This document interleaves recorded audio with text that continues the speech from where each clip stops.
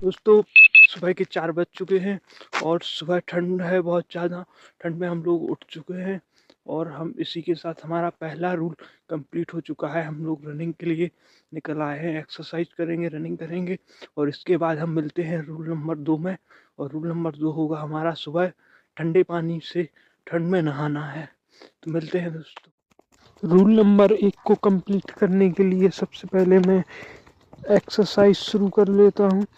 और एक्सरसाइज में पहले जंपिंग और उसके बाद कुछ पुशअप लगाता हूँ।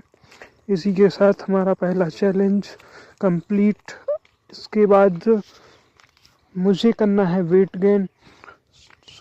सबसे पहले मैं बनाना शेक बनाता हूँ। उसमें दूध और कुछ केले और चॉकलेट, कुछ बादाम और काजू डालने के बाद ये शेक हमारा लगभग कंप्लीट हो चुका है। दोस्तों मेरा रूल नंबर 2 भी कंप्लीट हो चुका है। मैं सुबह ठंडे पानी से नहा चुका हूँ। ठंडे पानी से नहाने के बाद अब मिलते हैं हम लोग रूल नंबर 3 में, जो कि अभी आप लोगों को पता है कि टोटल जो हमारे रूल होने वाले हैं वो 8 रूल रहेंगे, जिनमें से अभी सुबह मैंने रनिंग कर चुका हूँ। रनिंग के बाद मैंने जो डाइट है उसके लिए मैंने मिल्क बनाना शेक भी बना लिया और पी लिया। उसके बाद ठंडे पानी से ठंड में नहाना था हमें सुबह, वो भी कंप्लीट हो चुका है। मैंने ठंडे पानी से सुबह ठंड में नहा चुका हूँ। चलिए मिलते हैं 3 नंबर चैलेंज नंबर 4 में। जो 4 नंबर रूल है उसमें हमें बुक रीडिंग करनी है।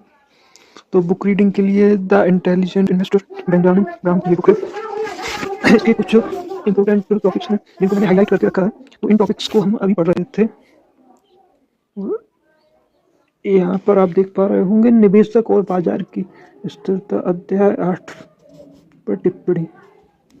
मैंने आज पूरे दिन अवॉइड किया जंक फूड और ऑयली खाना। बिल्कुल भी मैंने ऑयली खाना आज नहीं खाया है, जंक फूड्स नहीं खाए हैं।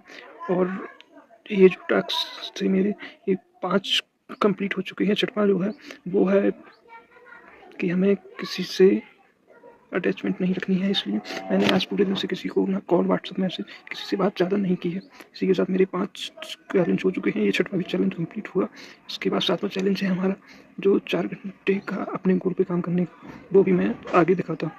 द इंटेलिजेंट इन्वेस्टर बुक के निवेशक और बाजार की स्थिरता अध्याय 8 में, अगर निवेशक के धन एक सीमा तक हाई ग्रेड बॉन्ड्स में तुलनात्मक रूप से कम वर्ष या कम पर लगा हो तो बाजार में प्रभाव भी नहीं करनी चाहिए। इसका मतलब है जो आप इन्वेस्टमेंट की है वो अगर कुछ सालों के लिए की है, मान लीजिए 7 साल के लिए की है इन्वेस्टमेंट, तो भाव अगर कम ज़्यादा हो रहा है तो इससे आपको घबराना नहीं है और स्थिरता बनाए रखनी है, अपनी पोजीशन को बनाए रखना है। ये अध्याय 8 में पूरे अच्छे तरीके से बताया गया है।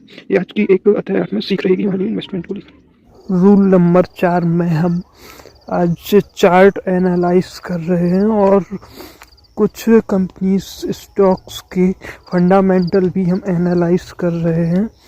और इसी के साथ हमारा जो आखिरी रूल कंप्लीट होता है।